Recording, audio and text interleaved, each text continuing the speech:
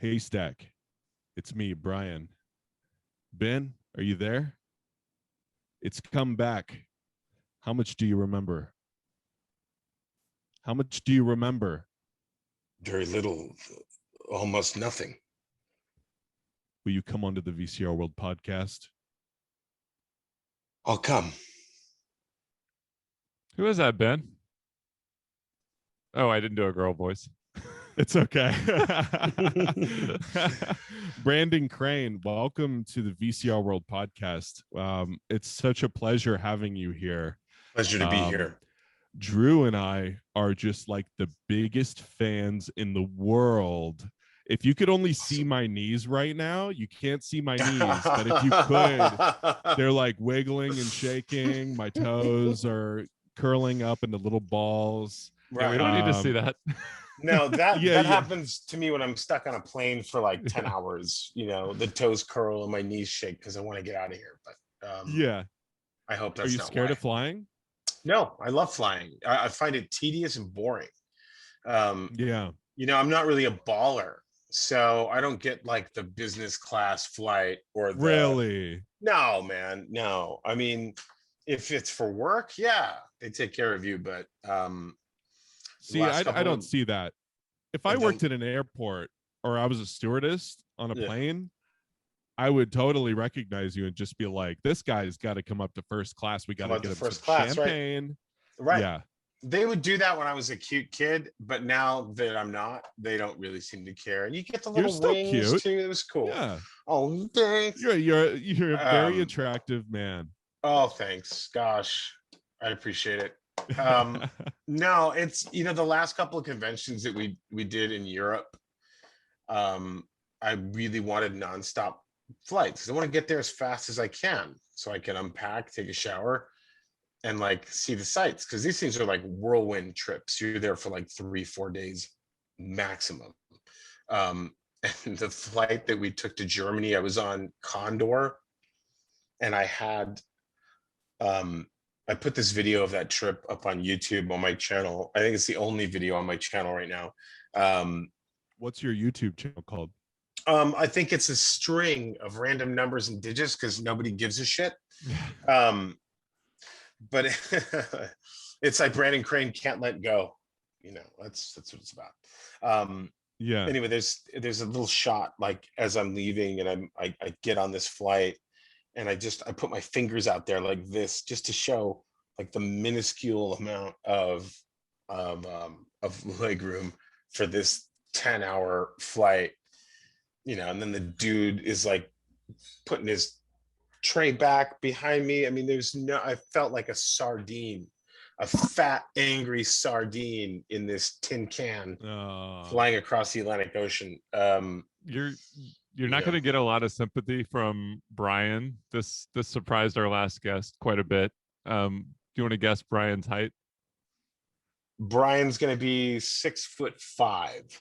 Not even quite there yet. Yeah. It's 6'7". There you go. Yes. Yeah. Hey. Nice. Tell him what he won. Right.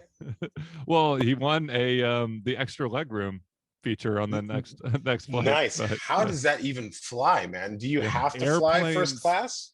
Well, no, airplanes are a total disaster for me. First of all, if I sit still too long, my joints start to ache. Sure. But so what I try to do is I try to get the very front where the wall is, right? The wall barrier between you and the stewardess. Right. So I try to get that as much as possible. But if I can't get it, you know, a window seat will work. I guess that's a little better as long as I have something to look at and distract myself from all the pain that I'm in. Well, it gets worse now because, you know, they've got those really cool, you know, in-flight displays behind most of the seats, right? But the computer box is typically where your luggage or feet would go. So not only are you cramped, you know, in the knees, you're kind of cramped in the feet too. At least that's my experience. I'm sure with you, like, people are walking on the plane trying to find a seat. They're like, holy shit. That's Ben Hanscom from No. They're Gotta sit usually next to him. they're like, oh my God, this guy's filthy. No. Like, That's ours. or this guy, because I don't dress for flying. Like people, sometimes people like to gussy up a little bit, or Yeah. they they want to die in their best, I guess. I don't know what it is, but dude, I'm like flip-flops and some sweatpants and maybe a shirt that I've worn for a day or two. And I do it on the long haul trips because sometimes there are empty seats and people will literally move. Yeah. Oh And yeah, I that's do that as well. I do this so that people won't sit next to me, and a Yep. lot of the times it will work. Yeah. I don't wear deodorant ever, and especially not when I go on a plane. Nope. So they sit next to me, they're gonna move. Oh I yeah. guarantee Yeah. it. Yeah, like I will not okay. Don't judge me, but I will not brush my teeth. Okay. Yeah. I take it far. Like I will not brush my teeth that morning. I will get a bag of Funyuns, There you right? And I go. will have that, and I will be snacking on that before the plane even leaves the tarmac. So, and it's worked a few times. Like on my last trip back from England, it totally worked out that way. It was amazing. Like Drew went through a period where he didn't wash his hair for a year. And Nice. whenever we lived together, he was a very stinky man. nice. I thought you were gonna say the period where I didn't wear shoes. There was that period. Oh, there was a period where you didn't wear shoes as well. That's good. Yeah. Yeah, Now we're and getting then- somewhere. Now we're letting the audience get to know you a little Right. more. Oh, totally. Well, we're peeling the onion now. Yeah, well, speaking of onions, Literally. yeah, yeah. All of us smell like artificial onions. No, that's an It impressive sounds- lack of vanity for It sounds terrible, but it's like there's nothing. I mean, I can make myself comfortable if I've got some space, right? If I'm in a plane where there's like 3 seats together and maybe the one next to me in the middle is not occupied, I can make that work. But if I'm packed in, oh hell no. Yeah. I will make myself as unkempt as I can. And so far it's been like a 50-50 roll of the dice. It works out. Yeah. So if you ever see me at an airport, back off. No. yeah, don't judge me if my breath smells bad or something. I'm literally, it's all strategy. Yeah. It's traveler's strategy. Yeah. I'm looking for comfort. Everybody listening, if you see him on an airplane, don't sit next to him. No, Stand in the hallway and block anybody else from sitting next to him. please. I'll give you Do a him a Funyun. favor. Help him out. Yeah. I have a question that I've been wanting to ask you for such a long time, and it's so bizarre because we just met. If someone approached you with an idea to recut the second half of It from 1990, leaving the first half completely intact, right? would you be interested in reprising your role if the other cast was interested? If the other cast was interested, God.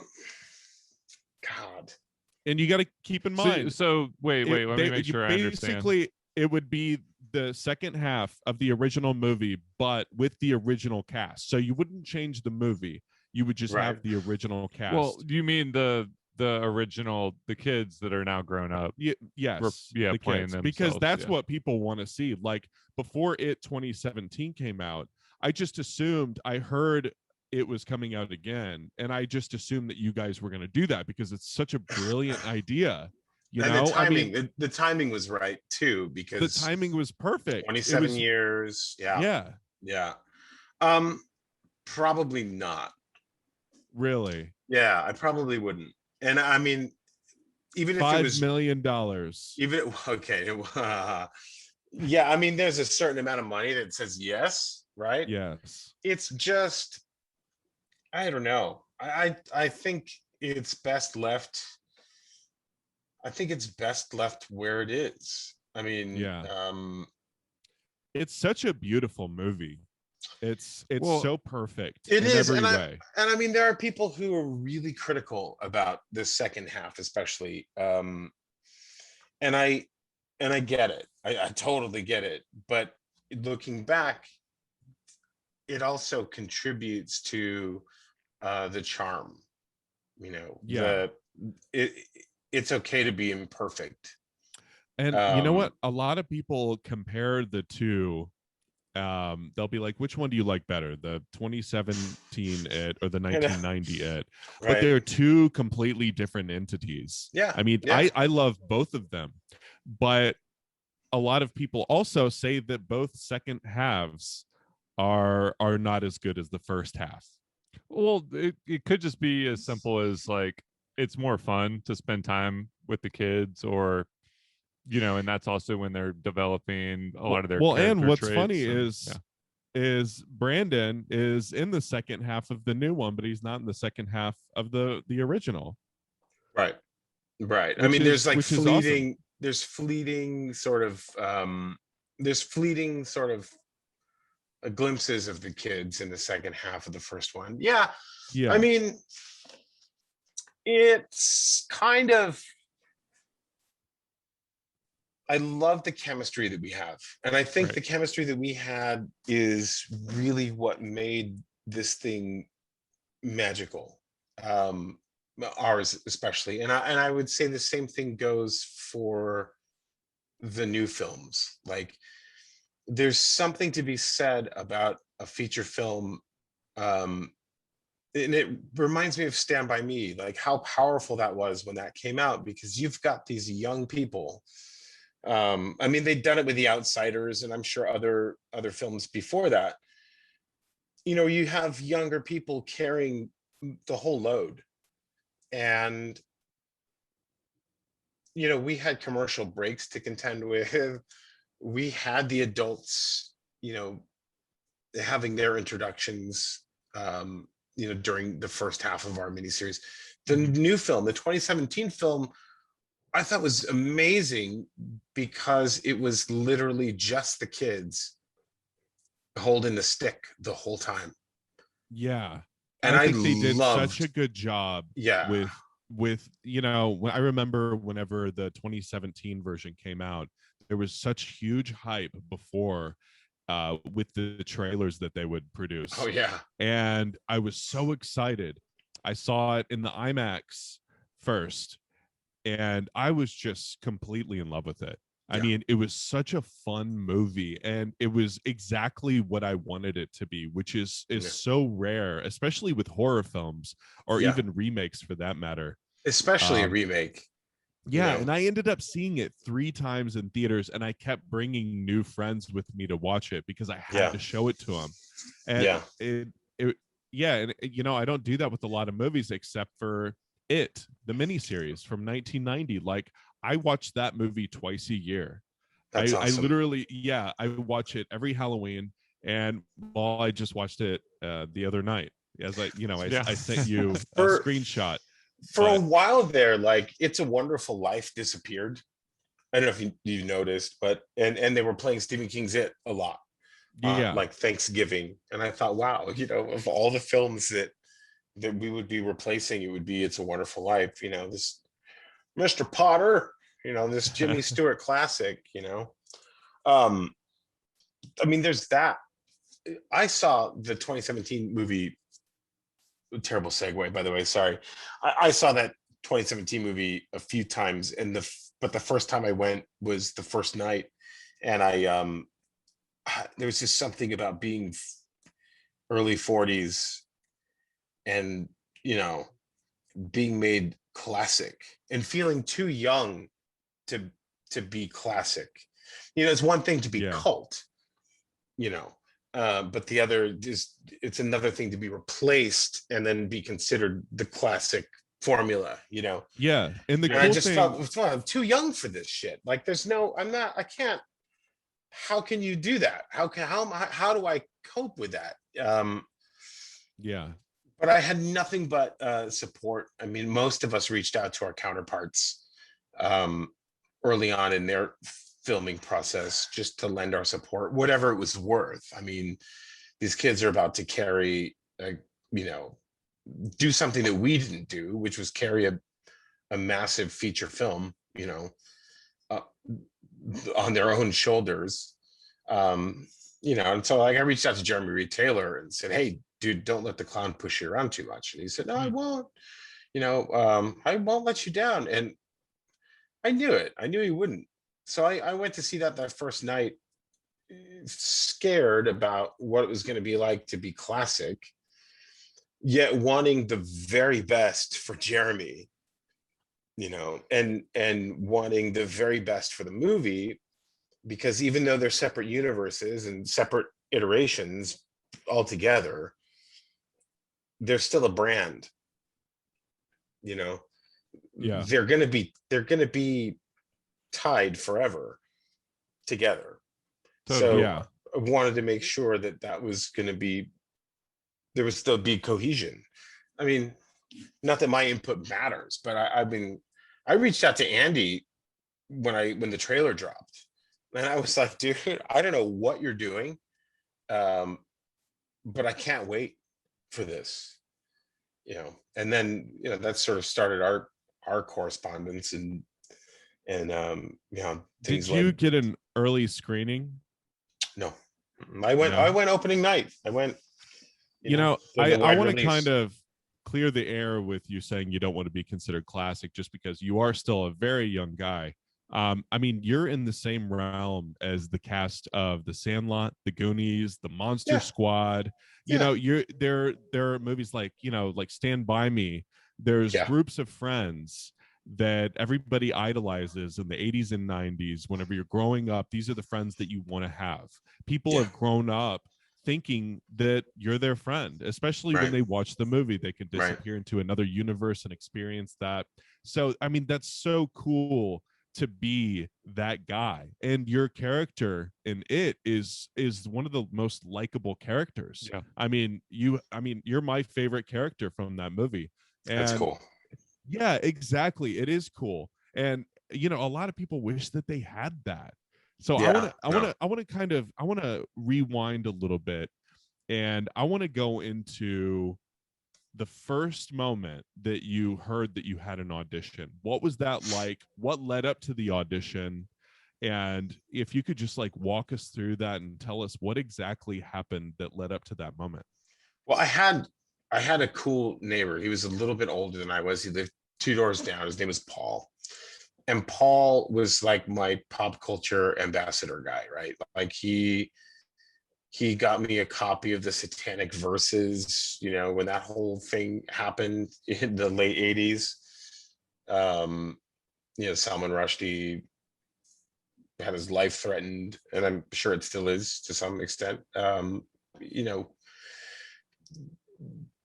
he exposed me to, you know, cool music and even literature, which was great. And right, and it mostly because of that scene, right? You got to read this, catch the scene. But as I read the book, I wasn't like some, you know, over cerebral actor who was putting all these pieces together in my head as I was reading this book. I was a 14-year-old kid, but I couldn't help notice how much of Ben was actually in me. I mean, as an actor growing up, and working just enough to be problematic, right from the time I was 4. I mean, really, it didn't lend itself to much domestic stability in that sense. Like, I worked just enough to have to miss school a lot.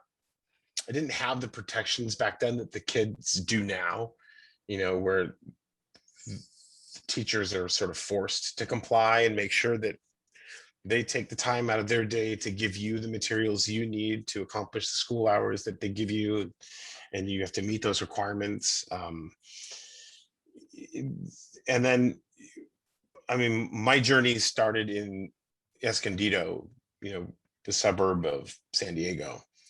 And back then, you could get to LA in an hour and a half, right? No problem. So when I was 4, I started auditioning, and as I started getting more work, we moved a little closer and a little closer. Like we moved to Orange County, where my grandparents were. And, so I don't think I stayed in any one school until I got to high school for more than 2 years, Right. So, and that was Ben's kind of story. His mom was doing whatever she could to put food on the table. She ends up having to move in with her sister. I mean, we didn't have to do anything like that. I mean, obviously my mom had her own job, but I was still transient, and then these other things. I mean, I think at the time I was experiencing a similar triangle to what Ben and Bill and Bev have, where Ben would move mountains for this woman, and it's completely unrequited, while, Bill in his arrogance, steps all over that whole thing. There was, and my mom too, having to wear both hats, because I didn't really have a dad, a father figure, growing up either. So there were so many things that tied me together with Ben, and I was like, if my agents were on notice, they just made a couple of Stephen King's movies. So I was like, okay, if they do this, they ever make this movie, and I'm still the right age, I want in on this. And I think it was about 6 months. So how old Wow. were you whenever you first read the book? I was, because you were 14 whenever you filmed it, right? yeah, I was 14. So it was the December before. So that was, I was 13. Okay, so you're 13 years old. You read this book. I mean, it's a life-changing book. It's a very, very long book. Very good. Very good.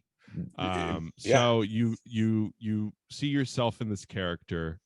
And I've read so many books where I see that, and I'm just like, man, I would be perfect for this role. Right. So you hear about an audition. How do you hear about the audition? My agent just called me. That was it. It was like, hey, we got a couple auditions for you. One is this, and blah blah blah, and here's another for that Stephen King movie. And I was like, which one? She said, for It. And I said, that's amazing. Perfect. Yeah. That's awesome. Let's go. I mean, there would have been plenty of other kids in your position that they would have been completely blindsided by the potential opportunity that. Yeah, I mean, the fact that you knew the material was cool. I had mostly just done comedy, right? It's like I was the token fat kid in all these ABC sitcoms, and I was okay with that. I mean, it was a career, it was a job, and it was like my after school thing. I mean, it was my thing. But I remember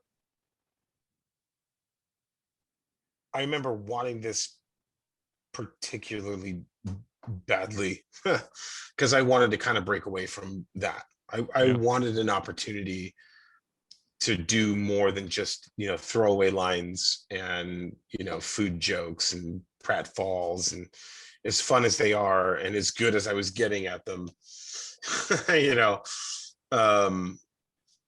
wanted something else. Well, really, this is like your character starting in that position and with that label, and then being able to triumph over it. I mean, it's funny how like over the top and obscene the bullies are, and I'm sure things haven't gotten that much better for kids, but it's just a little more veiled or subversive in their type of insults. But like I wouldn't even say that, because I maybe now it might be different, because there's so much anonymity, and so much of the hate and so much of the bullying that's happening is sort of quasi-anonymous online. It's a different dynamic now. Right. Yeah. But when I was going to school, it was still very much the same thing. I mean, because I was working as an actor, it sounds totally, I don't want to sound like a jackass, but I mean, the forest for the trees. These kids, I was not someone who ran around school, hey, I'm on TV, blah, blah, blah. I had a difficult time feeling like I was a part of anything. And there was this sort of veil, like this layer, this barrier that prevented me a lot of times from even being understood or truly accepted. I had so many kids that I went to school with that I would see later, you know, post school, who were like, yeah, we never really hung out because, you know, I didn't never really said hi or anything because I thought you were too cool, or you know, so and so said you were a dick. Like I really wasn't, man. I just Yeah. you know, This is whenever you're like 14 or 15, after filming it, after people have seen it, you're in high school, and I mean, people were still shitty. They were remarkably shitty about it. So they Yeah. didn't treat you like you were a celebrity. Some people did.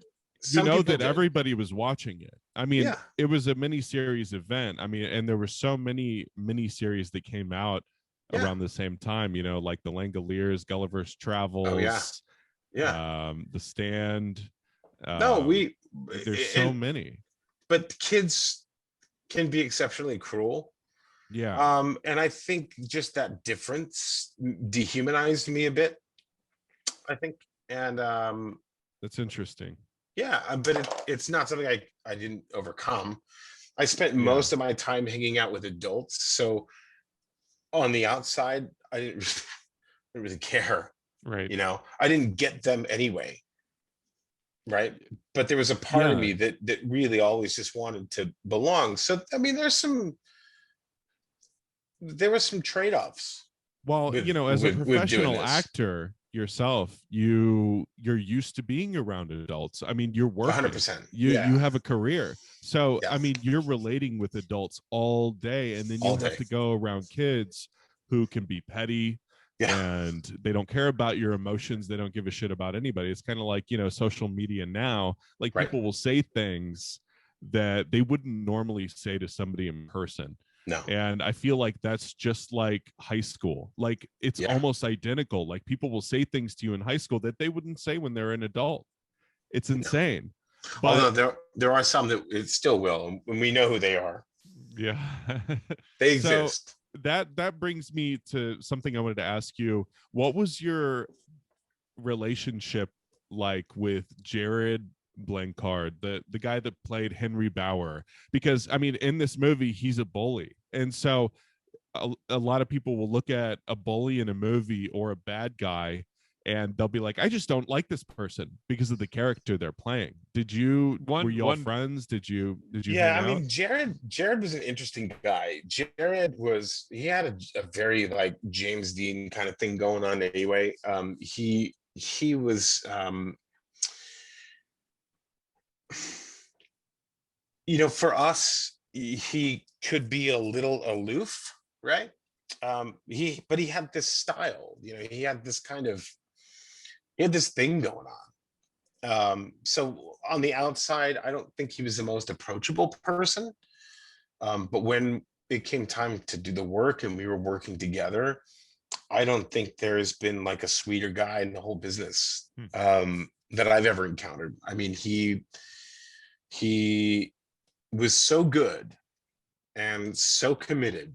He helped me be a better actor during our interactions because he's one of those that gives you something to work with. And that helps you reciprocate, you know. And I remember, you know, while we're tussling and all that stuff, he was like, dude, are you okay? Did I accidentally, you know, clip you? Or, I mean, just like the nicest guy in the world. You could never be upset. So for him to embody this knowing who Jared really is, right, and seeing this character that he's embodied is, it articulates what I find most magical about acting. You know, someone can be something so starkly different than who they are. It's good to hear that he wasn't like method acting as the bully. No. I mean, but he that would had be disturbing. You could tell he had a process, you know. Right. But he was a hell of an actor. Yeah, still is very convincing. I mean, he plays a great bully, and I don't think he could have played any other character. I mean, maybe he could have. If you say he's a talented actor, I'm sure he could. But his face, you know, it's just like, and his hair and his attitude. No, he was about perfect. Him I mean, he was the perfect Henry Bowers. He looks like he came out of the womb holding a knife with grease in his hair. That's what he looks like. You would think so. He did this I'm trying to think of what, I think maybe it was LA Law. He did this episode of LA Law where he played a special needs person. I'm treading lightly because I'm not sure what the preferred nomenclature is. Also remarkable feat. I mean, Gilbert Grape level. Right. Just that's an incredible level, by the way. Yeah, I mean, insanely hard to do. And so, but you know, it's one thing to be this sort of presentational caricature. It's another thing to embody, like what Uta Hagen would say. You know, this is famous acting coach. You know, there's a difference. There's a difference between a presentational, which is, you know, very caricature, and then representational, where you pick the things that are the most honest, and you focus on that, and that's what you get from it is truth. And yeah, I mean, Jared, amazing. I mean, he should be out there right now, tearing it up. Yeah. How close were you with the Losers Club cast while you were filming, behind the scenes? You know, like, what was that like? Were you guys as close as you were in the film? I mean, you know, I look at the cast of the newer It movie, and they all became so close. I mean, and they still hang out together. Did you guys have that? We did, until we stopped filming, right? Because we were all from different places. Ben and Emily were from Vancouver. Marlon was LA by way of New York. Adam was in Texas. Seth was in LA. John was in LA. I was in LA. But back then, especially when you're kids, you're at your parents and your career's mercy. So of course, you know, but you guys had that summer. I mean, what was it? I mean, we filmed in what, like a few months? Yeah, I mean, so we had this entire summer where we were working 7 days a week, you know, sometimes 12, sometimes 18 hours. I mean, it's one thing to have an experience like summer camp, you know. What we had was something way more concentrated. So we had our little rows too. I mean, I can remember having some issues with John, you know, and it's not because we were mean. John played Bill, right? Yeah. You know, it's just because we weren't working at a snail's pace either. I mean, we were working a lot, and we were working late, and we would just kind of get tired, and we get snappy. and sometimes we have some friction, you know. Did Which you? all friends do, but Yeah. it's like what I've said a few times before is yes, after that we went our separate ways for the most part. Seth and Jared and Ben Heller moved in together in LA. So Ben and Jared came down to LA to try their hand down here for a while, and but the rest of us just sort of, we all went our separate ways. Emily would come down for pilot season, and we'd hang out, just go to Knott's Berry Farm or Disneyland or something like that, just to catch up. Did any of you guys ever, because I mean, there is this kind of relationship between, you and Beverly and Bill.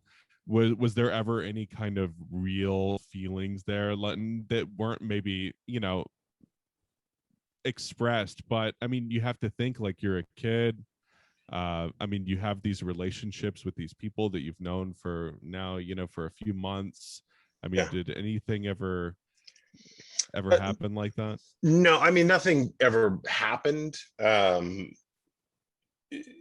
mean, I'm pretty sure I had a crush on Emily. Who didn't? Yeah. Right. I mean, she's great. She's super Yeah. talented, super grounding, super funny. I mean, she was awesome. She's still awesome. But I'm pretty sure I knew very well that she had a crush on Jonathan. So, I was like friend zone. Also, who didn't applies there. Yeah. So right. I mean, it's natural. So, yeah. I was definitely friend zone from the get-go. So it was kind of like what was happening in the movie was happening in real life, playing out, which is kind of to be expected if you think about it, because I mean, you're essentially washing your brains of who you really are in reality and becoming an entirely new character. Right. So I mean, yeah, you're acting out these scenes, and I mean, obviously, I mean, even in the beginning, Beverly has eyes on Bill, right? But I mean, wow, that's so interesting that you see yourself as this character before you're even cast for it, and then you experience the same thing in the movie. You're actually experiencing in real life. Yeah, and what you're seeing, like, there's that moment, for sure, where it's the three of us and we drop her off at her place, her house. And that's when he does this whole Hi-Ho Silver, I'm going to show off on my bicycle. God. That's the most cringy part of the movie for me. But I walk off, I walk off because I can see they're having a moment. And it's my favorite part of my performance in the movie. And there's a shot. It's a great sad shot. Where I'm walking away and I'm crossing the street and I stop and I kind of do a half turn to see them having their moment, and is resigning myself to this is just how it is, and walking off. And the thing is, I'm not sure if it's the chicken or the egg. Like, that was going to happen either way. Were those feelings already there? Did you? I mean, is that what made that scene easy? As you actually maybe felt that way?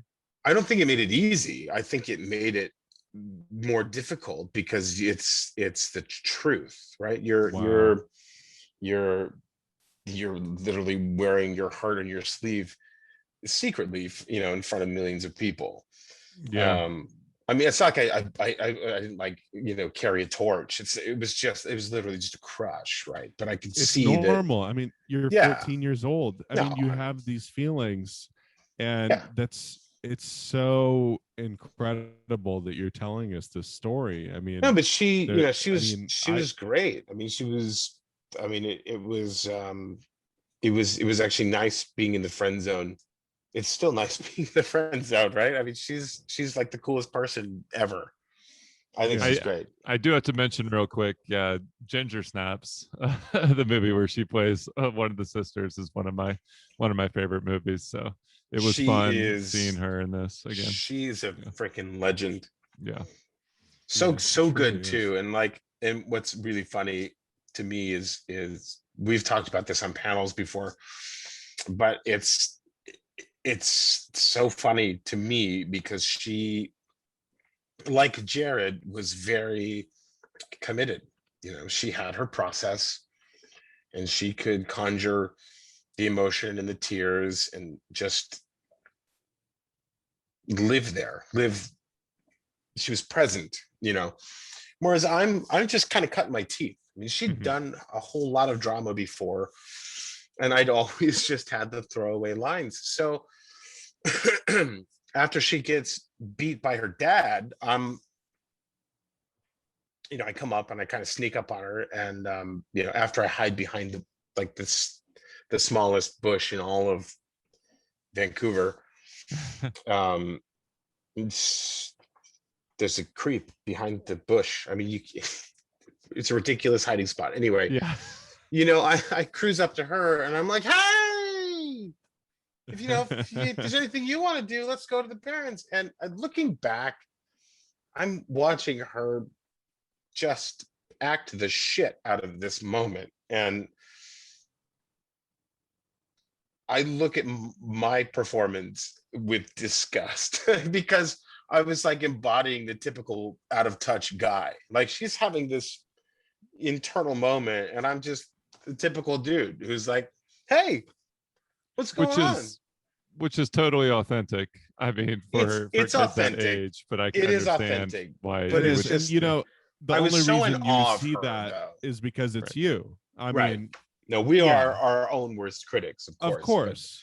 But, yeah. And that's why it's hard to watch. I typically don't watch things that I'm in just because I will pick it apart and Monday morning quarterback it. And it's not constructive. It's totally normal. Like, it's gotta be a little. Oh, go ahead. I was going to say, with any of the movies or commercials that I've been in, I just can't watch it. I used to be able to. I used to take selfies. I used to take pictures of myself whenever it was like totally relevant, like it was the newest thing. No, but you're now proud it's of it. like I hate photos of me. I don't want people to take photos of me. I don't take pictures of myself. I don't like to watch myself. I mean, but it's totally understandable. But you like the work.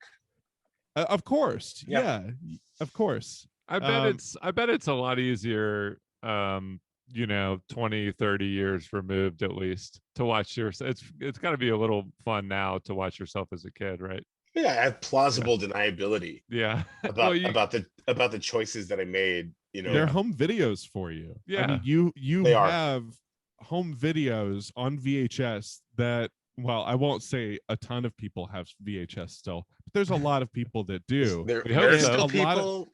You're in a lot of people's home right now. I've gone. How does that feel? It's weird. It is weird. We've done a few conventions in the States. We've mostly done like England and Germany and places. In the few that we've done in the States, there, people bring lots of things for you to autograph. I mean, some people have found, reproductions of the poster.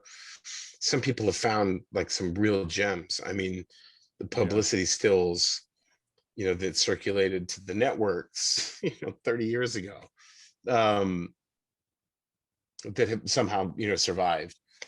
But there are people who have passed, cigarette stained copies of the VHS tape from the night that it aired. Wow. Oh, that they recorded. Yeah. That they recorded, or their parents recorded, or whatever. And that's, they'll have us autograph that. I mean, it's just, I'm not really into autographs. I think it's I would rather have hair. Some give me some of your hair. A little cup of spit. Yeah. No. Yeah, just give me some of your fingernails, something else. I don't care. I don't want you to ruin this piece of artwork by writing on it. So just give me some hair and I'll tape it to it. Yeah, I think there are there are some people who it has to be the right kind of thing. I mean, Yeah. like this BAM horror box just dropped in March, and they do like a mystery box, and so I was in the mystery box last month, and the stills that they chose for me to sign were all like super classy. It's almost like, to me, it's almost like getting a frame from a cartoon, signed by the author. Like, that's classy to me. It's, I don't know. I think those are cool. Those can make you feel like you own a piece of it. And I think for the fan, that's super awesome. Signing random stuff. Okay, so when you go to these events, do you feel like a celebrity, like you're like in control of everything, and just like, you know what I mean, like you're in this room where everybody knows who you are? Not to say that everybody in the world doesn't, but they're there to see you. It's totally different. I mean, and it's surprising, honestly, and it's still surprising. I love getting to meet people. The first time we ever did it, it was just Marlon and I in Atlanta, and we were both totally blown away. Like we had these preconceived notions, kind of like Galaxy Quest, where they show up and they're just kind of like asked to do the song and dance, by people who can't let go. I mean, these stereotypes are funny, but they're not really true. Like, the people that we met at that moment really opened up our eyes to how big this movie really was, and how big a piece of pop culture it actually holds. Yeah. And there are people who, I mean, were telling us stories of like how they weren't sure they'd even be alive right now if they didn't find solace in our coming together to fight something. And what would seem absurd to someone who's just doing a job, honestly, to hear these firsthand accounts from people who feel like it is the thing that saved them, is so powerful. Absurd from the job perspective, but it's like, wow. So when you get a chance to hear those kinds of stories, it totally touches your heart, unless it's dead inside. Mine is not yet. So I always love hearing that. I mean, I love hearing that something we did so many years ago still has this impact on people. It's but to answer your question, you can feel it. You can feel it when you're somewhere. Like, I went when I was in England, the most recent time, I went outside to have a cigarette. Right? Filthy habit, terrible thing to do. But because of the way the venue was laid out, you had to just go out front, and so I did. And at that moment, I could feel people watching me, and I felt like, okay, they know who I am. I mean, it's not like, hey, go get me a Coke, or go, it's nothing like that at all. It's just like, and it's got to be annoying whenever you really want to be to yourself, when you want a moment to just, be in your thoughts, and people just come up to you and you're just like, like, hey, let's do this inside, or like, just Yeah, let me and do you my know what? thing. And that's the thing. I have that attitude, especially if I am outside someplace where people can talk to me, right? Or they want me to sign something. Like, promoters don't like that, but I will just do it. Like, That's good. Well, it's that's your career. That's who you right, are. I mean, right. I mean, I'm not gonna, if I'm outside and I'm putting myself in a position where anyone's free to just come walk up and talk to me. I did that. I did that. yeah. So if they But did want you to, consciously do that? I mean, you were 14, 13 years old.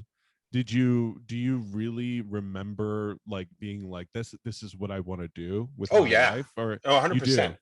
But I didn't think, I mean, I was already on the Wonder Years, so I was used to going places, especially then. I was used to going places and like getting noticed, not to get noticed, but it was just inevitable because it was the biggest show on TV at the time, or one of them.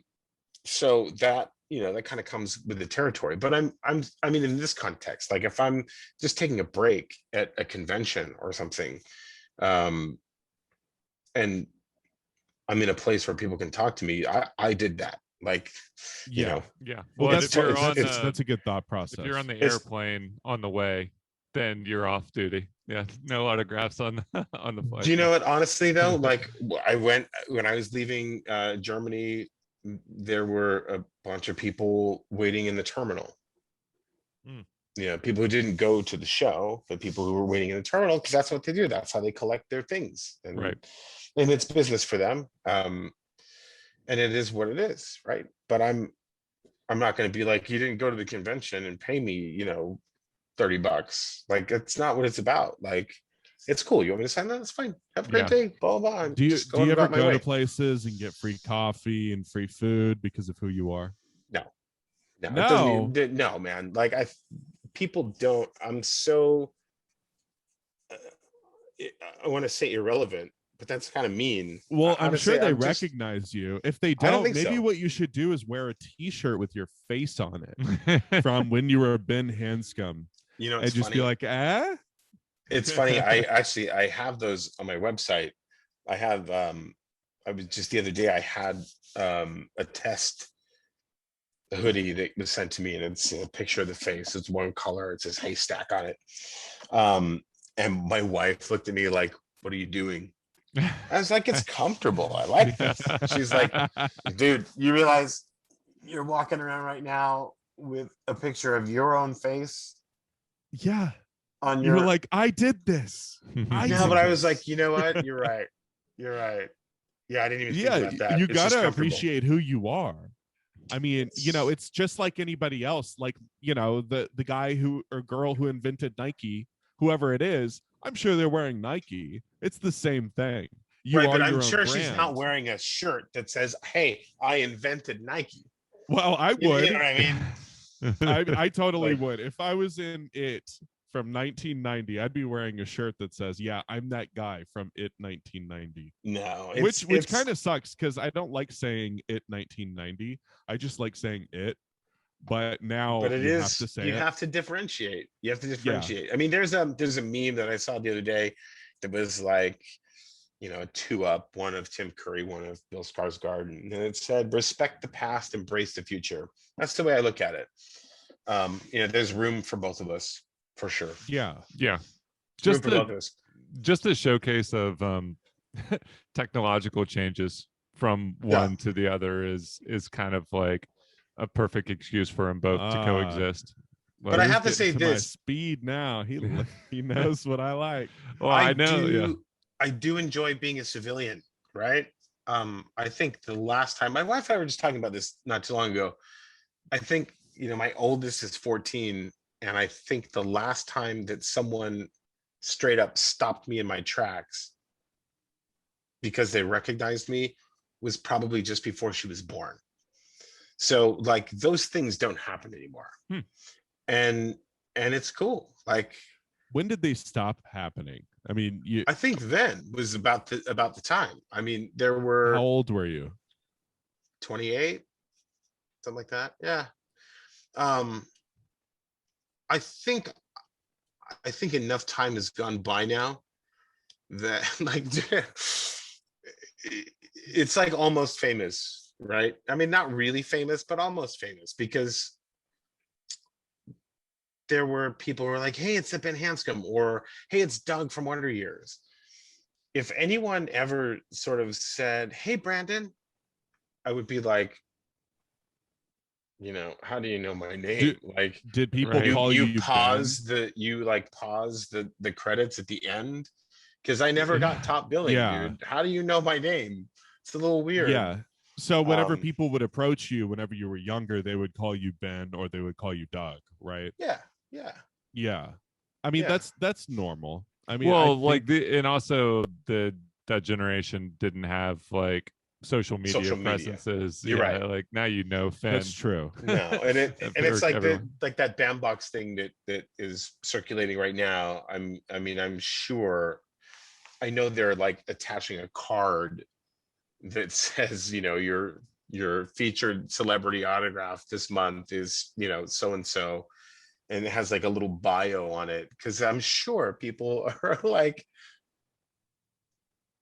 brass and presents. I don't know who the F this is, Yeah. I'm but sure that cool. film Thanks. enthusiasts, for the most part, know who you are, your name. I mean, Maybe. I've known your name. I mean, That's not cool, not man. my entire life, but No, but it's that's so cool. weird. But that's weird. It's like I know about you, but you knew nothing about me before this. It's so strange. That must be like such a weird thing to have. I think it's just perfect. Like my career ambitions were always to just be that guy, right? I wanted to work enough that I was that guy. You know what I mean? I never wanted to be famous, but I wanted to work enough so that my work was recognized, if that makes any Yeah, sense. and you could keep, and you wanted to keep doing it, And you could presumably. just keep Yeah. doing it because it was a job, it was a career, it was a trade, it was, it was something that I really, really enjoyed doing.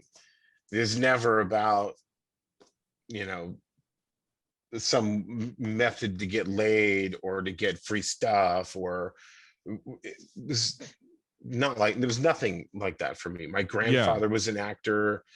um my great grandfather was an actor. um Hmm. it's kind of ran in the family a bit, and I felt like I could uphold this tradition and just kind of be the utility guy. I mean, I've always, I had dinner with Andy Muschietti like on the eve before we shot the cameo for It Chapter 2, and we were both talking about how much we loved Orson Welles, Hmm. um and the Mercury Theater, and I love the spirit of that. Like, I loved how I loved the idea of ensemble, and I loved how the various players, like the Joseph Cottons, and um, they would fill any role that was necessary, right, as a utility, as a part of the ensemble, and take the larger roles when it was appropriate. Like, that kind of thing. I That's what I always envisioned doing. But life can take you in a million different directions.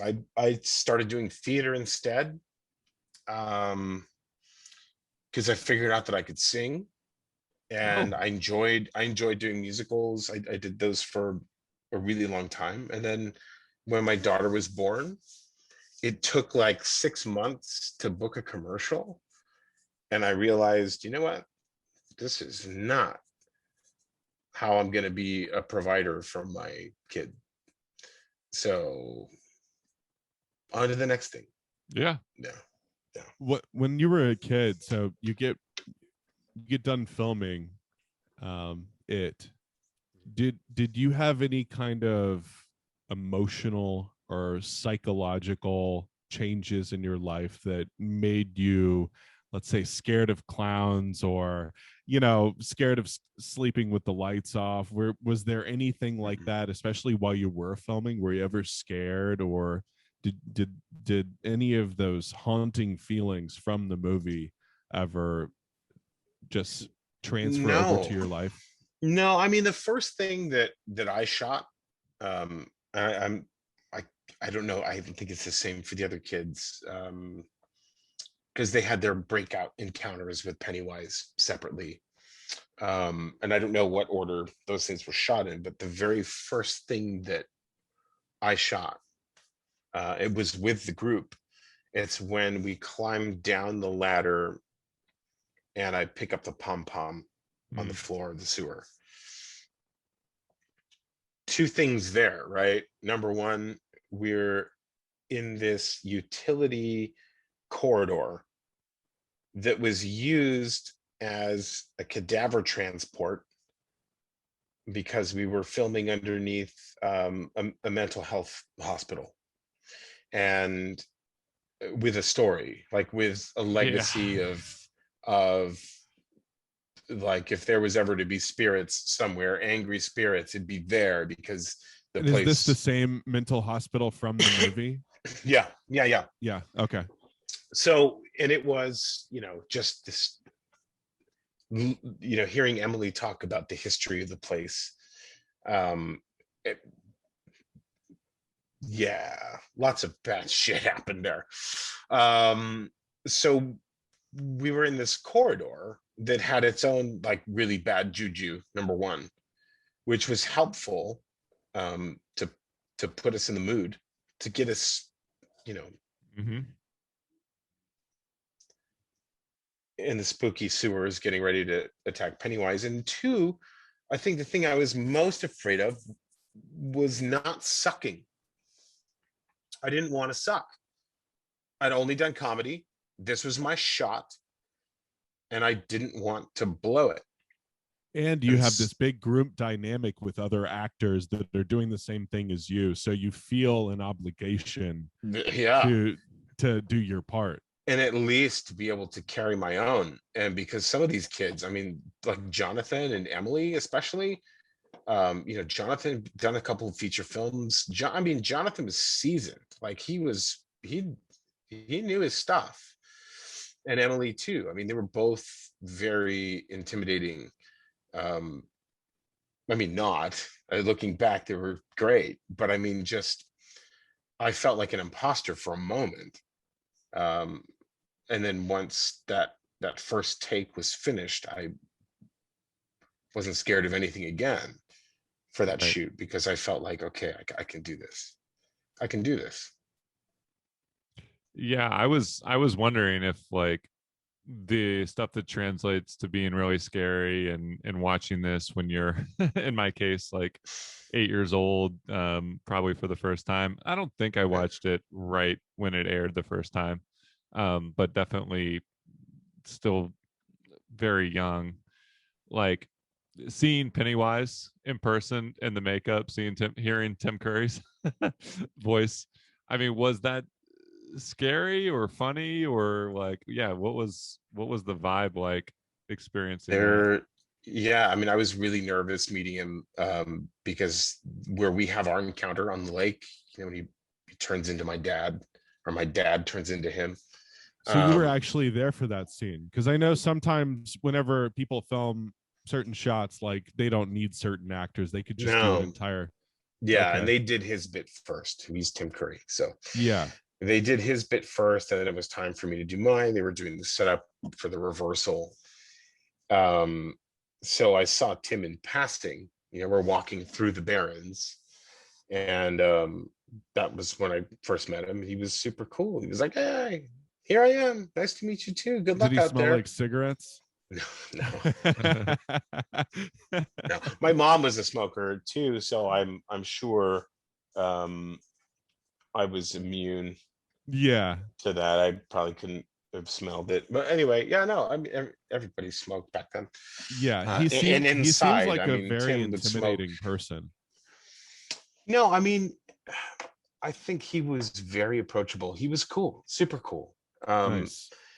But there was something really special, and it was a great sort of masterclass for an aspiring actor, or for a young actor to learn about what real energy looks like. And this is someone from, you know, a very theatrical background, and it showed. You know, the classical training showed as well. He wasn't a method actor. You know, in the doc you'll see when it arrives, and it should arrive soon. There's a lot of behind the scenes footage of us doing rehearsals down there when we're having the confrontation in the sewer. And, you know, Tim's very much like, okay, you want me to stand here? Okay, and do, okay. And then, okay, yeah, I can do that. And then, you know, Tommy's like, okay, let's try one. And Tim is like, okay. And the minute, you know, he'll kind of like fix his stance a little bit, and he'll, you know, tighten up on Ben as he's holding Ben up against the wall. You know, Tommy says action, and we're just in rehearsal, and it was like somebody set off a nuclear reactor. I mean, precisely at that moment, I understood, like, give and take, and I understood energy, because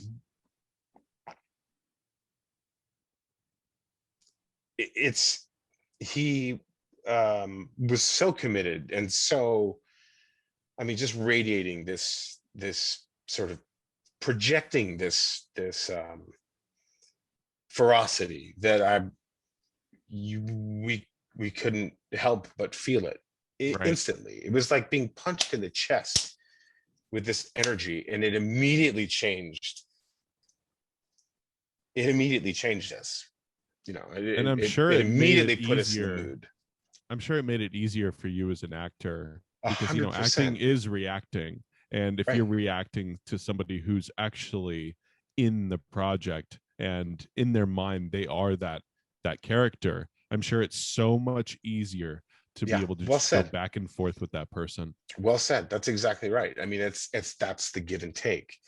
You know, that's one of the things I loved about doing live theater, was that sometimes the energy would oscillate. You know, sometimes, some nights it would be, you know, you're doing something eight times a week, your the energy will oscillate, you know, one night, and depending on the audience, depending on so many things, when you've just got a few takes to get it right, it's white knuckle, man. It's a white knuckle. You don't have the benefit of getting used to something, or taking it for granted, or phoning it in, because it's happening now, and it's happening for the first time. And that's, I mean, theater, that's the biggest struggle, is making those moments, and making those, you know, making the events that happen feel like they're happening for the first time every night. And Yeah. that's I mean, that's important in life too. Like, with life, you only have right now, and that moment has already passed. And Right. a lot of actors will think about the future. They'll think about what they did in the past, when they should be thinking about what they're doing in that exact moment. And I Right. think, you know, and that a lot of people can be intimidated by that, because they're so in their mind about what they did or what they're going to do, they can't focus on what they're actually doing. No, and it's just, it's like basic training. You know, it's objective based. It's always objective based. You're there for a reason. You're there to either accomplish something or experience something. So what are those things? You know, and when you're working with someone like Tim Curry, who, you know, makes it new, after every take, it becomes very easy. Yeah, he didn't need us, man. He didn't need us at Oh, all. he needed your fear to play off of, and your Maybe. But I mean, it was honest. It was really Right. honest, and we were I never don't afraid think of Tim anybody Curry. else could have played him. I couldn't think of a single actor in my mind that would have played him better besides Bill Skarsgård. I think I mean, but not then. Like that wouldn't have of worked. course. But Bill Skarsgård, he did a great job in the newer one. No one likes a fetus in a clown suit. Exactly. Yeah. only in your fortune cookie. Yeah. Only. Oh, well played. Yeah. No, what? It was funny when we were doing like the London Comic-Con a couple of years ago, and we got to talking with Robert Englund, because he was really good friends with Catherine Isabel, who who was with Emily and Ginger Snaps. So he came over and introduced himself, and we were talking about things, and he was so fascinated with the longevity, and he was like, I wanted that part so bad. So I think I know he was after it. I think Malcolm McDowell was someone they were looking for as well. Jack Nicholson. No. Yeah, I mean, I was just thinking of like the type of actors that played the Joker to varying degrees of success. I know, but I mean, like someone, if you think about what could have been, Robert Englund would have been amazing. I think what he did with that Phantom of the Opera movie that he did around the same time, he was amazing. And you think of Malcolm McDowell. I mean, wow! Like just these. How much time did you spend with John Ritter? I mean, I'm sure that he talked to you, right? I mean, you guys were the same character. Nice segue, by the way. No, yeah, we got to meet my first day on the set. So I flew up to Vancouver. I told all the kids I was going to school with that I was gonna leave school 2 weeks early because I was going to do a project, and everybody was like, yeah, cool, good for you. So I went up there, got my haircut on set out front of Beverly's house. They were on location, so I went my haircut in a trailer, and John Ritter was there, and so he put us together. And I think it was really smart because of all of the kids, we looked the least alike. I mean, honestly, I think our eye colors are different too. And so we kind of got together to talk about things that we could do physically and maybe even with speech to put the two pieces together and inhabit the same character. And that was another great acting lesson that I got from John Ritter. And I joke a lot. I say it's really funny. I got a really awesome acting lesson out of John Ritter, and I taught him how to play Tetris on my Game Boy. Totally uneven exchange, Yeah. But it was great. I mean, we probably spent about an hour together talking about things. I mean, he wanted to know about me, and he's like, so are you one of the actors? He's like, so, I mean, what kind of actor are you? And I was like, what do you mean? I show up on the day and I do the job. He's like, yeah. But I mean, are you like the kind of actor that flips through the script and is like, okay, my line, bullshit, my line, bullshit. And I was like, oh my God, this guy's hilarious. And I said, I don't think I have ever had that many lines. So I guess no. I read the whole thing. He said, good for you. It's very important to read the entire script. Yeah, I think. I mean, it holds all the clues. It tells you what you need to be feeling. It's funny that you mentioned that you taught him to play Tetris, because Drew and we used to interview musicians while they played Game Boy. Oh, right. Tetris was the game that they played. Do you remember that, Drew? Yeah, it was during which music festival? South by? Yeah, it was South by Southwest. Drew and I got we got, what was it? We got a press pass. One of my friends gave me a press pass, and I was like, dude, we should just like go to these shows and interview our favorite musicians. So we didn't want to be fraudulent as using this press pass to get into shows, even though we weren't part of the press. So we pretended to be part of the press to make it. Because here you are, and look what you're doing now. We wouldn't have it any other way. So, you know, we and I remember we interviewed Youth Lagoon. Do you remember that? I do. I still have his phone number in my phone. What was his score on Tetris? Oh, I don't know. It was probably not good. Yeah. It was. He didn't get to the space shuttle. No. Now it was kind of like an episode of Hot Ones. You know, they're like playing video games, trying not to lose while being interviewed. It was just like a fun little thing. I thought I was like, you know, I have a Game Boy with me. Maybe we should just like play while we interview them. It'd be hilarious. That's great. Yeah. That is great. That's great. No. He did well. No, it was cool, and it was great to meet him. And he, nice. You know, he took the time to. He's such a good actor. He really is. Yeah, we had Madeline Zima on recently, who was in Californication. She's in The Hand That Rocks the Cradle, a bunch of 90s movies.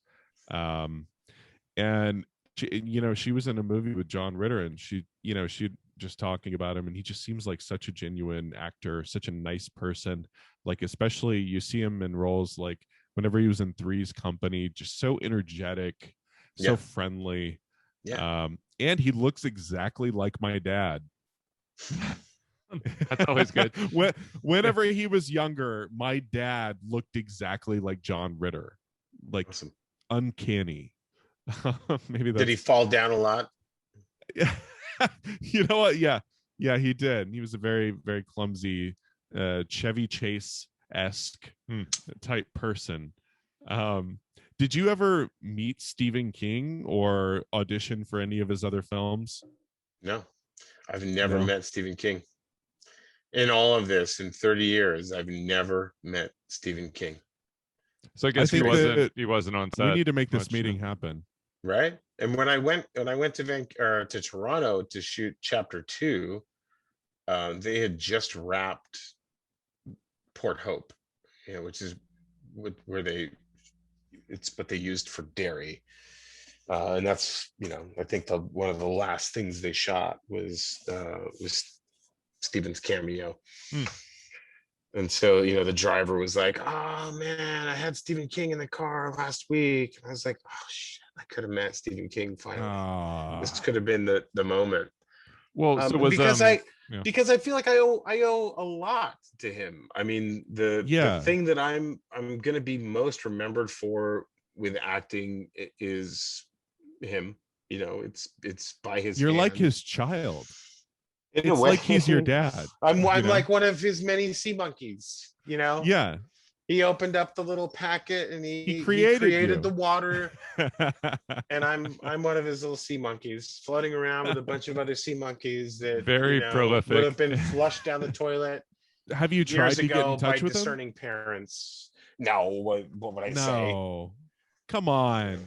Are you kidding me? I mean, you're like one of his kids. You really need to try to reach out to him. I think if I was you, I would do everything that I could to. I mean, I know where he lives.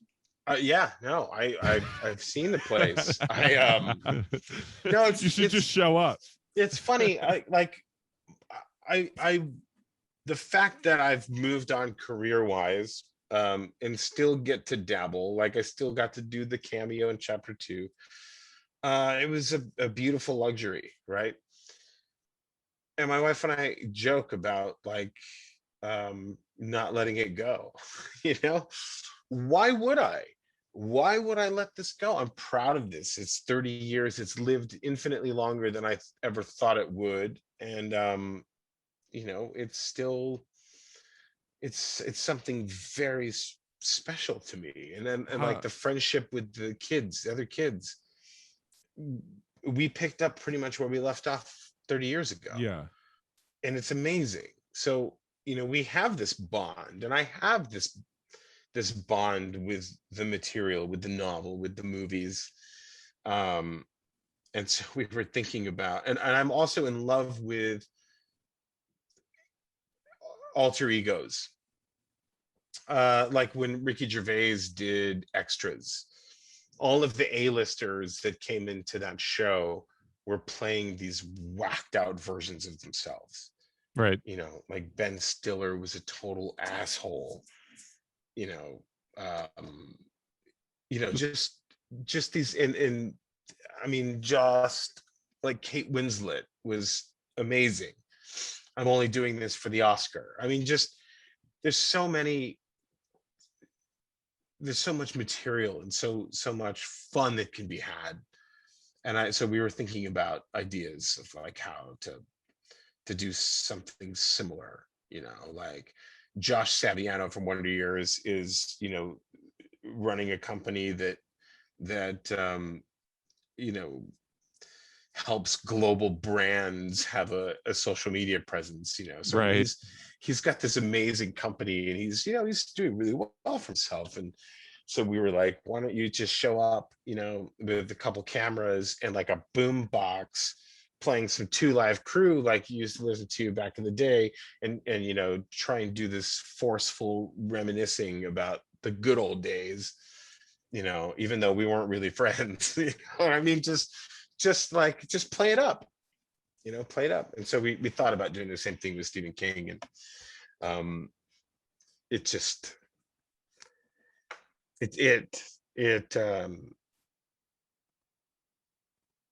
too silly to do, I think. Yeah, it's hard. I mean, like, to imagine where Stephen King's energy lies with someone who's written so many things, and it is probably has the most name recognition. I mean, it's hard to say. There's so many things that everyone recognizes, but you know, every little sea monkey that he's created and set off into the ether. There's a lot of sea monkeys. Yeah, I cannot imagine him having the time for every little sea monkey that wants to reminisce. I don't know how he writes so much.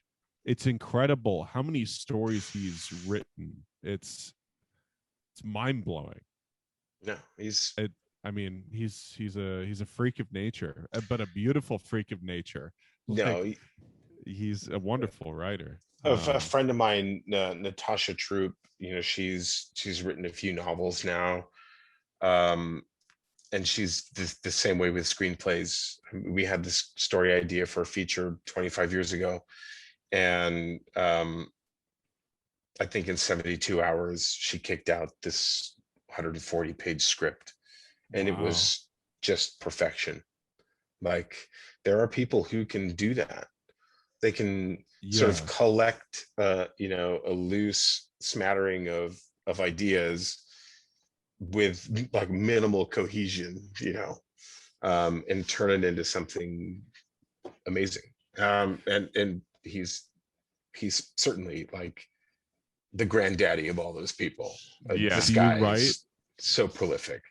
Not very well. I struggle with dialogue.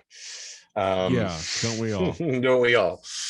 You know, the dialogue is best left to the professionals. But I mean, I've kind of a bunch of things that I've written, stories, and you know, some treatments and things, but as a hobby, just nothing that has ever been some like master stroke of brilliance that I think deserves even to be made. What other hobbies do you have? Do you collect anything? Is there something that you love to do besides acting? I make pickles. All right. No, I love pickles. I was going to say, you got to send me a jar because I like pickles too. No, I made pickles once. I haven't really had time for hobbies, believe it or not. You know, I pretty like the work that I'm doing now is very demanding, right, with my time. And my wife just opened a micro bakery in our house. Like, it's called Culture Bakehouse, and we took what was my office and we turned it into a commercial kitchen, and she makes sourdough. And I mean, the volume of bread that comes out of this room is unbelievable. Wow. And so much so that it requires some help there too. So like, can people order this sourdough online? they can, for like local to Central California. Oh, come yeah, on, we're send me not some sourdough, I know, man. Brandon. There is some. If I put it in a box to ship, it'd be a weapon by the time it got there. I mean, I Yeah. shipped some to like Andy and Barbara, you know, just for like a birthday gift or something. And I remember, in order for it not to be stale by the time it arrived, it cost like $80 to ship. So Yeah, you could there's just tell him I'm sending you some really good croutons. yeah, right. The best croutons you've ever had. No, that dude, this stuff that she makes is unreal. Like, it's Cool. So but you have a it's 7 days talented a week. wife. She has a talented husband. How did you guys meet, if you don't mind me asking? We met at a bar, actually. Really? Did she know yeah. who you were? No. Like whenever, really? She actually thought I was Philip Seymour Hoffman. Oh no. She did. I totally had the Philip Seymour Hoffman vibe then. You know, the hair, disheveled, you know, little beer belly. Like, it was funny.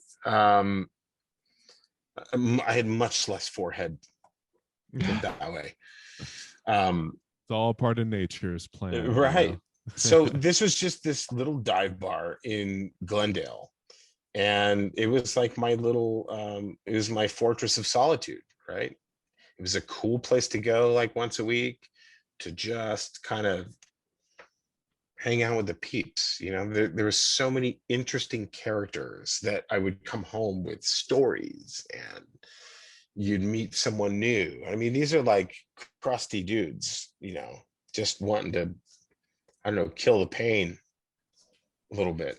I even met Joe Pilato, who you know, worked with George Romero. He's, you know, in one of the zombie movies. He was like, I don't know, he was a big deal in the genre, I guess. But it was interesting to talk to him about acting. And anyway, so she came into this place because the sign was broken out front, and she thought it must have some character.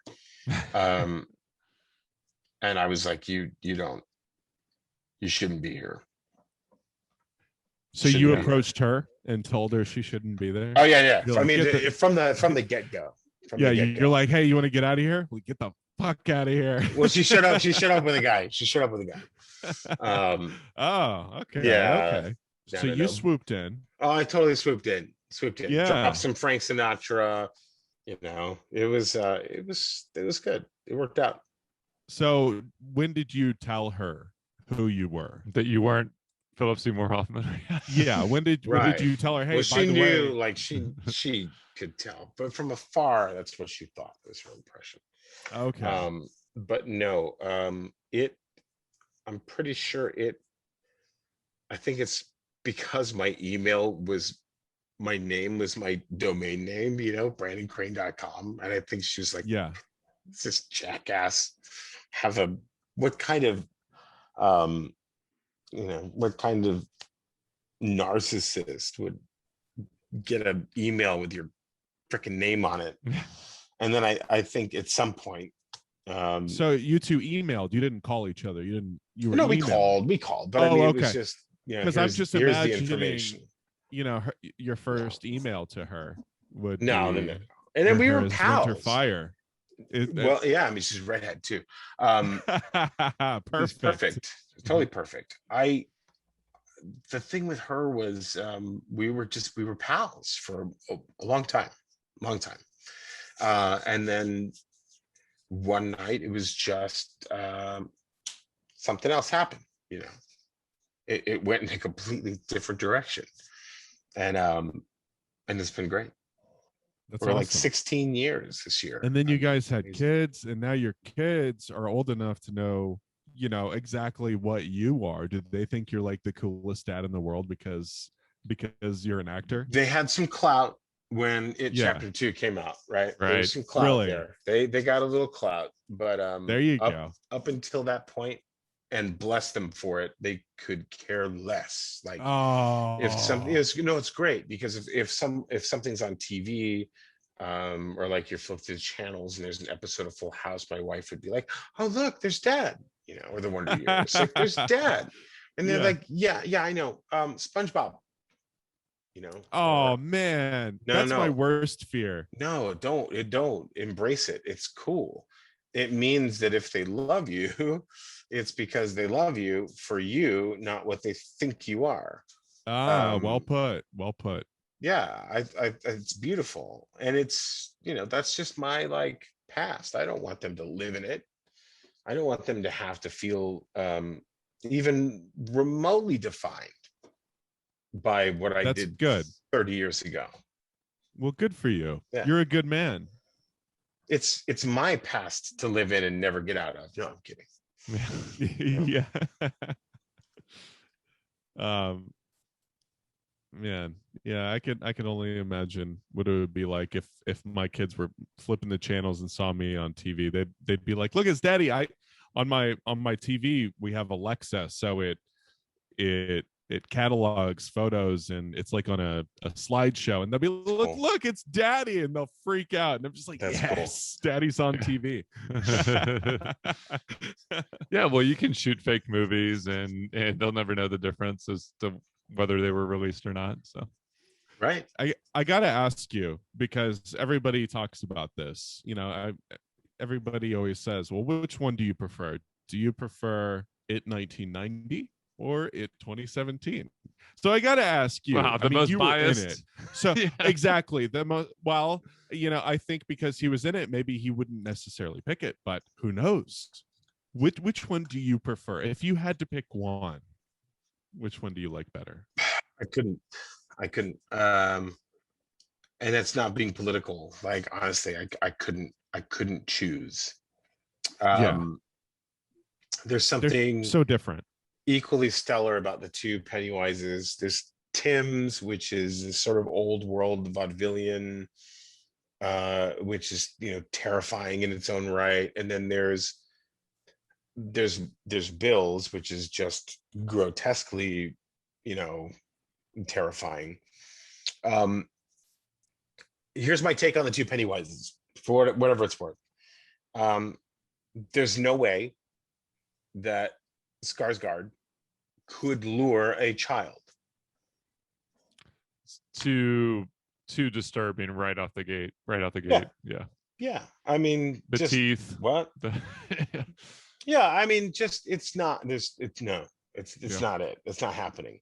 So there's other devices. I mean, you saw like in chapter 2 how he gets the girl under the bleachers. It's with a firefly. It's not. There's nothing organically enticing about that particular Pennywise. Tim's, on the other hand, could be anything. He's like in the very beginning of the movie with Lorianne. You see this girl, and to me, that is the penultimate moment of terror from that Pennywise, is when you see him behind the waving sheets and he's like waving at her, and then the sheet moves, and he's like ready to eat. To me, that's infinitely more terrifying.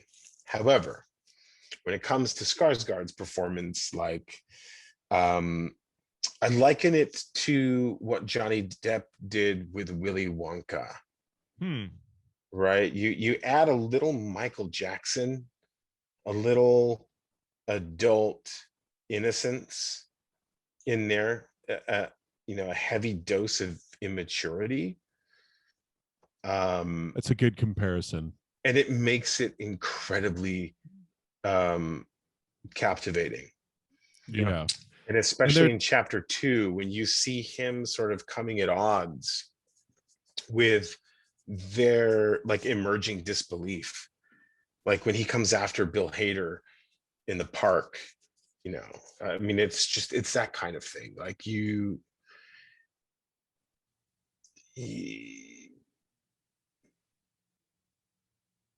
there's this extra layer of psychological, I don't want to say impropriety, but instability. Yeah.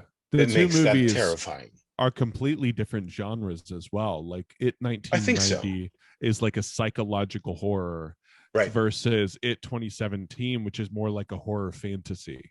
Right. Right. And the one from 2017 to me isn't scary. If I were to see that as a child, it wouldn't be scary for me. It's more entertainment, it's still horror, but I'm not scared by it. I watched It 1990 and I'm still a little freaked out, I mean, he seems darker, a little more morbid.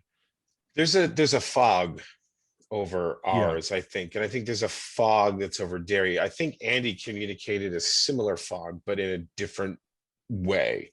Like when Ben's getting jumped, and you see it in chapter 2, when Ben's getting jumped by the bridge. Yeah. And you see the people just driving by. It's just it captured that fog that the adults have when they don't see it. They can't see what's going on, or he's made them blind to it, right?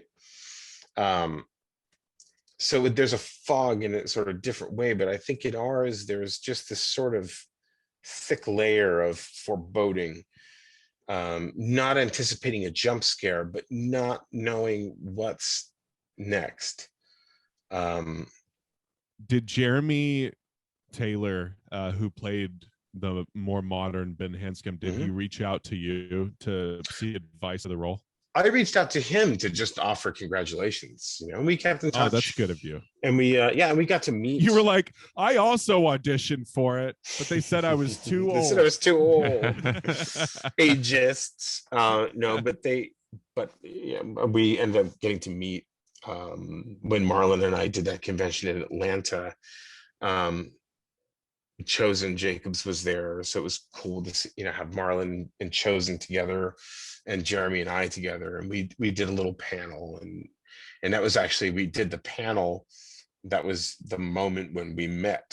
So so there was a lot of praise, going back and forth, audience be damned, but we had a lot to say, and so did they. When is the first time you actually watched it? After filming, when is the first time you saw it? At the premiere. We did a screening at the DGA. Okay. In LA, yeah. And that was it, because that was cool. Did you love it? Seeing it on the big screen. Yeah, I thought it was amazing. Yeah. And I couldn't believe that even that, what we saw, was going to be aired on television. I mean, I'd forgotten, that my first ever experience with horror was the Trilogy of Terror.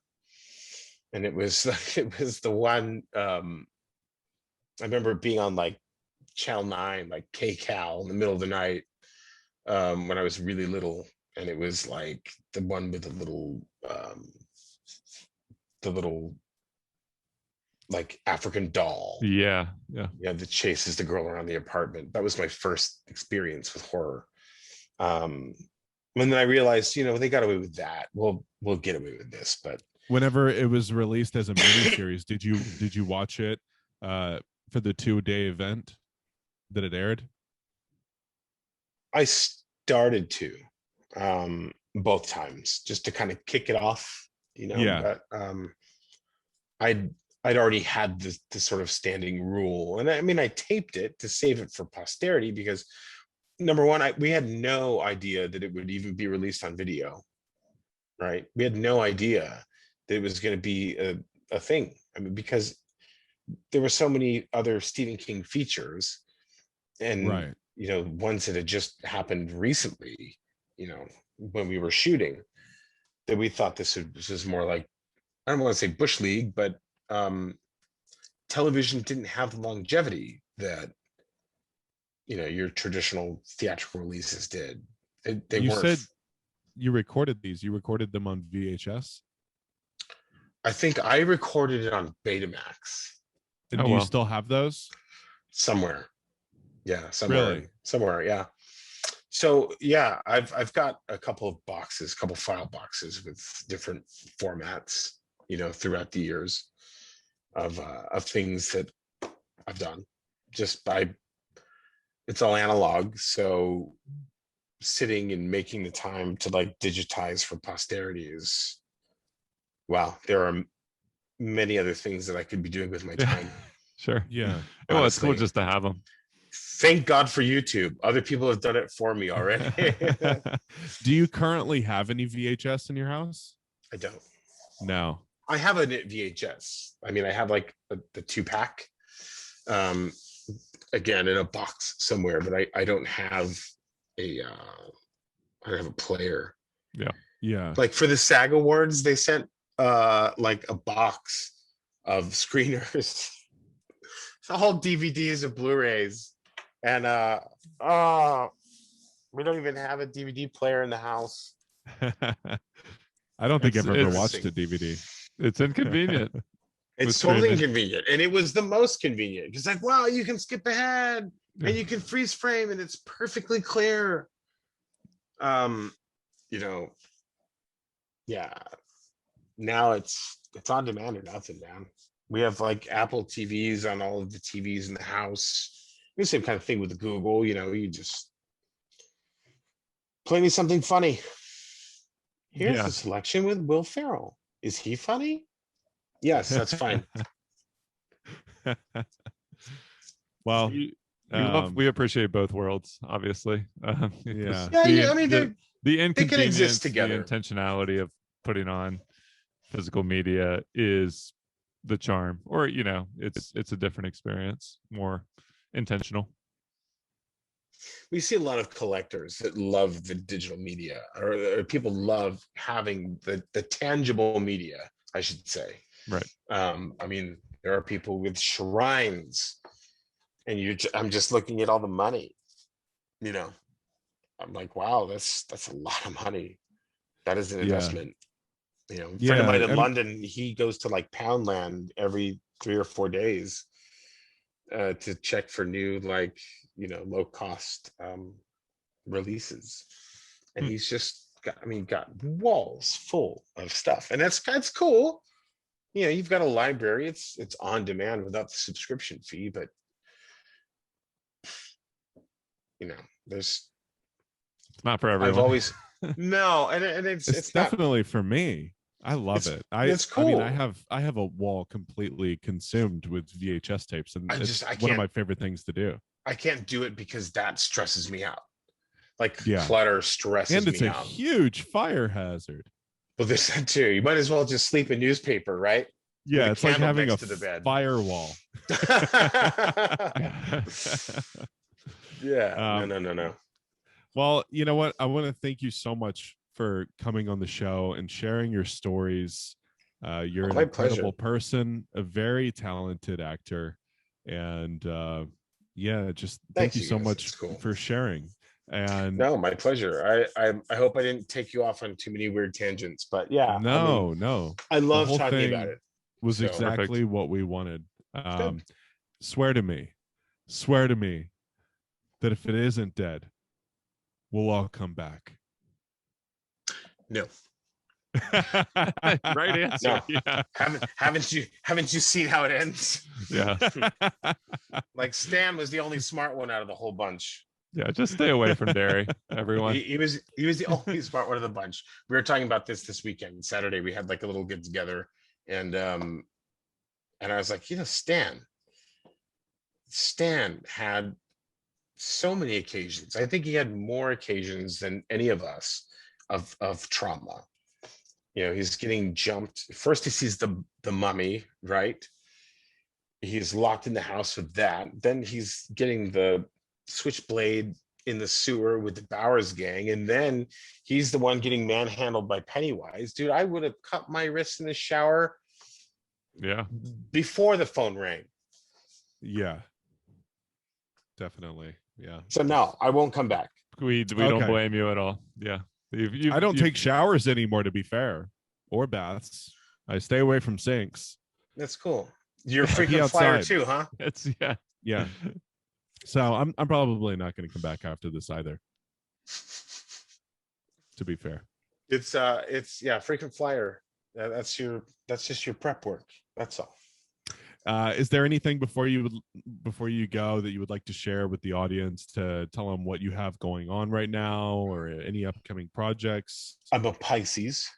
There we go. No, my birthday is February 26th. So mark your calendars and send me your gifts. right around the corner.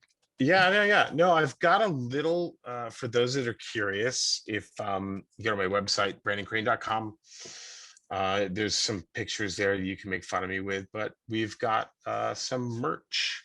And I hate to use that word, but we've got some cool haystack things. I've got t-shirts and sweatshirts that I just tested, and they hold up. They're awesome. And, if you know, you know.